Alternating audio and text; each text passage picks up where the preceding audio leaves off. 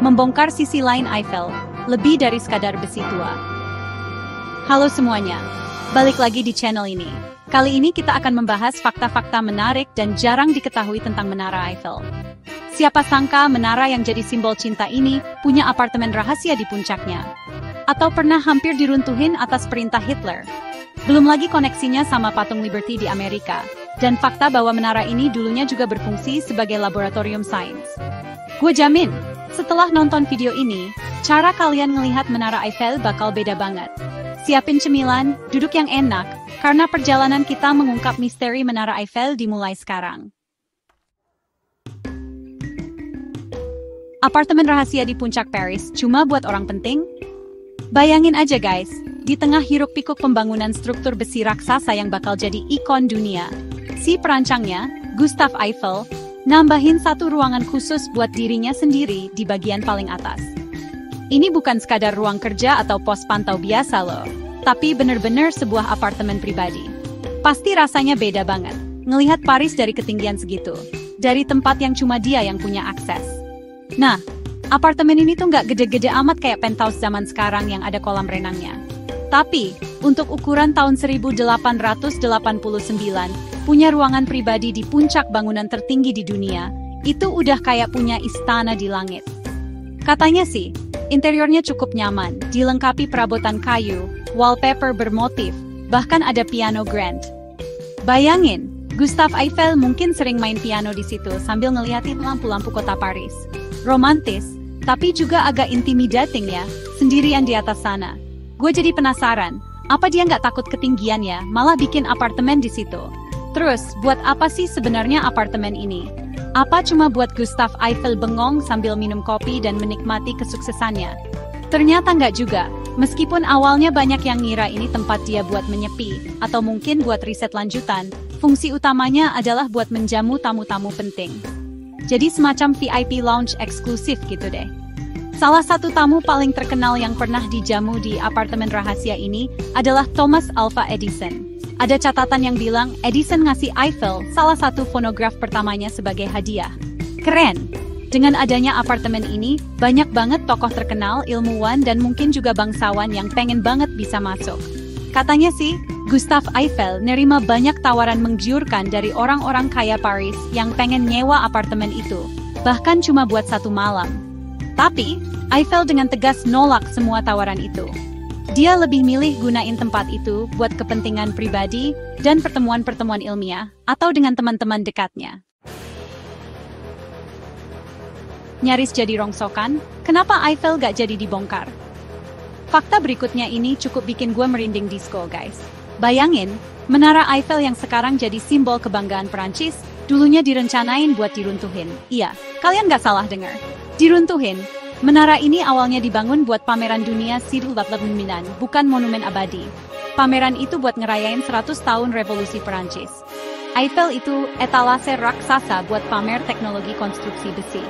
Setelah 20 tahun, lisensi Eiffel habis, dan menara ini harus dibongkar.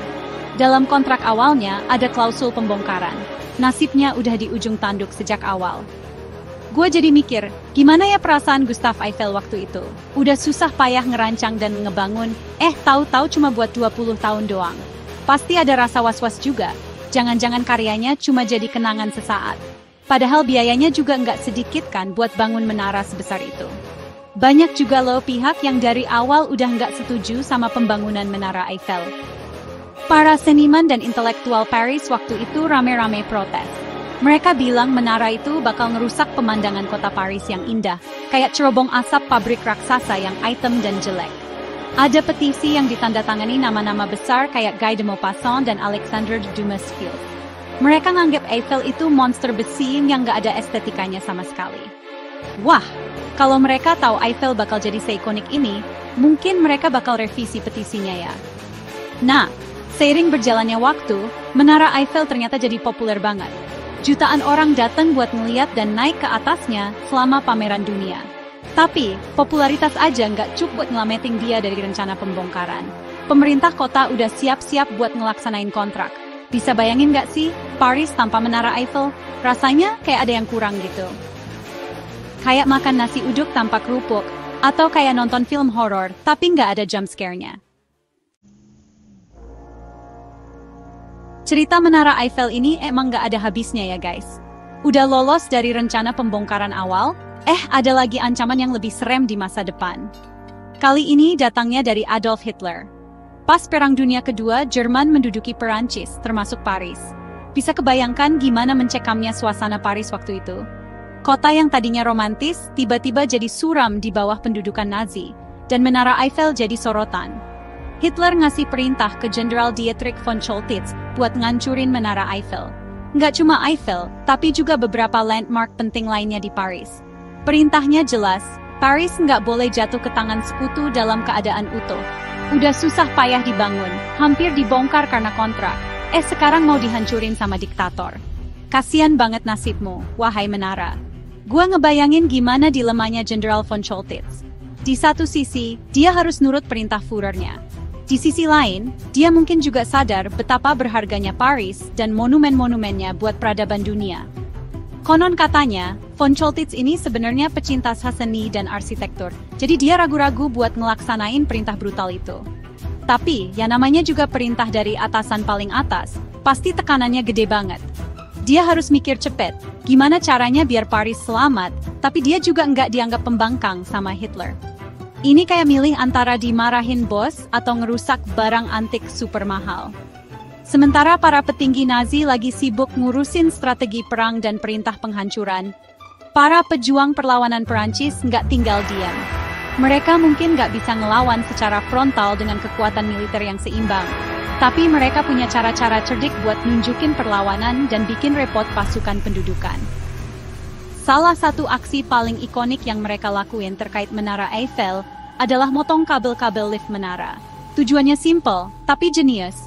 Biar kalau ada tentara Nazi yang mau naik ke puncak buat ngibarin bendera swastika, mereka harus naik tangga manual. Bayangin, naik tangga Eiffel itu kan capeknya bukan main. Dan bener aja guys, karena liftnya rusak, tentara Nazi yang mau pamer kekuasaan dengan ngibarin bendera mereka di puncak Eiffel, terpaksa harus ngos-ngosan naik ribuan anak tangga. Nah, ini dia fakta yang mungkin bakal bikin kalian kaget sekaligus senyum-senyum sendiri. Siapa sangka Menara Eiffel yang megah di Paris itu ternyata punya hubungan keluarga sama patung Liberty yang gagah di New York, Amerika Serikat. Iya, beneran. Mereka itu kayak sepupuan jauh gitu deh. Kok bisa? Ceritanya lumayan unik nih, dan melibatkan orang-orang yang sama di balik kedua mahakarya ini. Jadi ini bukan cuma kebetulan semata, tapi emang ada benang merahnya. Gua aja pas pertama kali tahu langsung mikir, wah, dunia sempit juga ya, bahkan buat monumen raksasa. Jadi gini, sebelum Gustave Eiffel dan perusahaannya Eiffel et Company dapat proyek buat ngebangun Menara Eiffel, mereka tuh udah punya reputasi bagus dalam konstruksi besi dan baja. Nah, salah satu proyek besar yang mereka kerjain sebelum Menara Eiffel adalah ngerancang dan ngebangun kerangka internal buat patung Liberty. Patung Liberty ini kan hadiah dari rakyat Perancis buat rakyat Amerika Serikat. Bagian luarnya, yang tembaga itu, dirancang sama Frederick Auguste Bartholdi.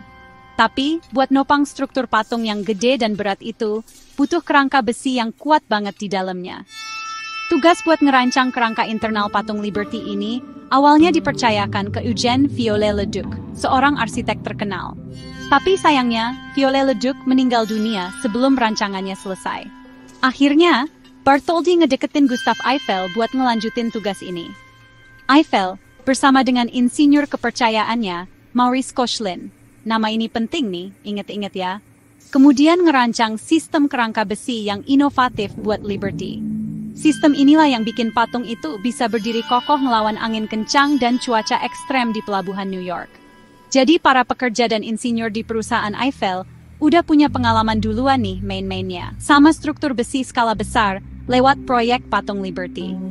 Mereka udah ngebuktiin keahlian mereka dalam merancang dan membangun konstruksi besi yang rumit dan butuh presisi tinggi. Banyak orang mungkin ngira Menara Eiffel itu fungsinya cuma buat jadi objek foto yang Instagramable, tempat pasangan romantis ngunci gembok cinta, yang sekarang udah dilarang sih. Atau paling banter buat nikmatin pemandangan kota Paris dari ketinggian. Tapi, tahu nggak sih kalian, Kalau Menara Eiffel ini dari awal juga dirancang buat punya fungsi ilmiah?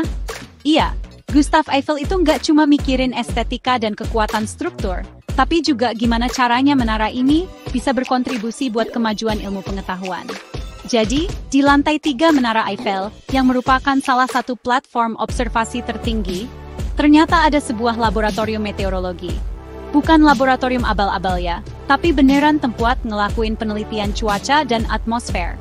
Bayangin, di ketinggian segitu, para ilmuwan bisa ngumpulin data cuaca yang akurat banget. Mulai dari suhu tekanan udara, kecepatan angin, sampai kelembapan.